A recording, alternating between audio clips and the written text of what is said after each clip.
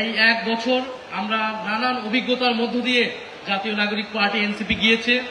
শুধু এনসিপি নয়, পুরা বাংলাদেশই আসলে এই এক বছর বহুমাত্রিক অভিজ্ঞতার মধ্যে দিয়ে গিয়েছে। আপনারা জানেন, গণ অভ্যুত্থান পরবর্তী একটি সময়, সেই সময়কে ধারণ করে বাংলাদেশকে এগিয়ে দিতে যে নেতৃত্ব প্রয়োজন, এনসিপি তার জায়গা থেকে সেই চেষ্টা করেছে। আমাদের আজকের এই প্রতিষ্ঠা বার্ষিকীর যে প্রতিপাদ্য, যে দেশ যাবে নতুন পথে, ফিরবে না আর ফ্যাসিবাদে। আমরা মনে করি ফ্যাসিবাদ থেকে আমরা বেরিয়ে এসেছি। ফ্যাসিবাদী সরকারের পতন ঘটেছে, ফ্যাসিবাদী বন্দোবস্ত ও বিলোপের রাজনীতি আমরা করছি। আমরা মনে করি বাংলাদেশের সামনের পথ এটাই, ফ্যাসিবাদকে বিলোপ করে গণতন্ত্র প্রতিষ্ঠা করা সম্পূর্ণভাবে। সেটার জন্য যে সংস্কারের লড়াই, জুলাই সনদ বাস্তবায়ন সহ গণভোটের গণরায় বাস্তবায়ন, সেই লড়াই আমরা চালিয়ে যাচ্ছি। ফ্যাসিবাদ বিলোপের জন্য বিচার অত্যন্ত গুরুত্বপূর্ণ একটি বিষয়। সেই ফ্যাসিস্টদের, গণহত্যাকারীদের বিচারের দাবিতে, খুনকারীদের বিচারের দাবিতে আমরা এখনো সরব রয়েছি।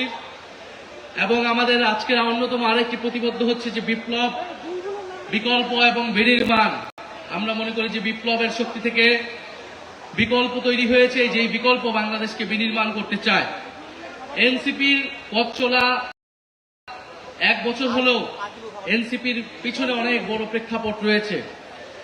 আমরা আজকে স্মরণ করছি 2013 সালের হেফাজত ইসলামের যে আন্দোলন, আলেম ওলামাদের উপরে যেই নির্যাতন, নিপীড়ন, গণহত্যা হয়েছিল। 18 সালের কোটা সংস্কার এবং নিরাপদ সড়ক আন্দোলন, ভ্যাট বিরোধী আন্দোলন এবং পিলখানার যে গণহত্যা এবং জুলাই গণ অভ্যুত্থান, বৈষম্যবিরোধী ছাত্র আন্দোলনের নেতৃত্বে সংগঠিত হয়েছিল। এই প্রেক্ষাপটের ভিত্তিতেই জাতীয় নাগরিক পার্টি এনসিপি গঠিত হয়েছিল। গত বছর 2025 সালের 28শে ফেব্রুয়ারি এনসিপি 28শে ফেব্রুয়ারি প্রতিষ্ঠিত হলেও গণ অভ্যুত্থানই আসলে আমাদের শিকড়। গণ অভ্যুত্থান থেকে আমাদের যাত্রা শুরু হয়েছে। আমরা সামনের দিকে এগোতে চাই। সামনে স্থানীয় সরকার নির্বাচন, আমরা স্থানীয় সরকার নির্বাচন দ্রুত হবে সে প্রত্যাশা রাখবো। সারা দেশে এনসিপির প্রতি আহ্বান থাকবে যে আপনারা স্থানীয় সরকার নির্বাচনের প্রস্তুতি নেন। তৃণমূল সংগঠনকে আমরা শক্তিশালী গড়ে তুলতে চাই। এবারে নির্বাচনে 6টি আসন আমরা বিজয় লাভ করেছি। আমরা এটাতেই সন্তুষ্ট নই। আমরা সামনের দিনগুলোতে আমাদের এই অর্জনকে আমরা বৃদ্ধি করব।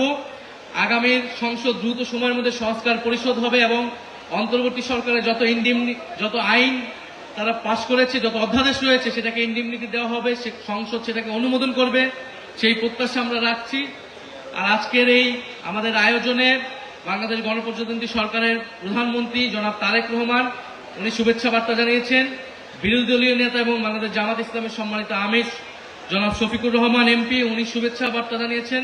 ওনাদের প্রতিও আমরা ধন্যবাদ এবং কৃতজ্ঞতা জানাচ্ছি। সর্বোপরি যারা অক্লান্ত পরিশ্রম করেছেন গত এক বছর ধরে, জাতীয় নাগরিক পার্টি এনসিপির তৃণমূল সহ কেন্দ্রের বিভিন্ন পর্যায়ে নেতাকর্মী, এই নির্বাচনে যারা সহায়তা করেছেন আমাদেরকে, বাংলাদেশের সাধারণ মানুষ যারা আমাদেরকে ভোট দিয়েছেন, তাদের প্রতি কৃতজ্ঞতা জানাচ্ছি।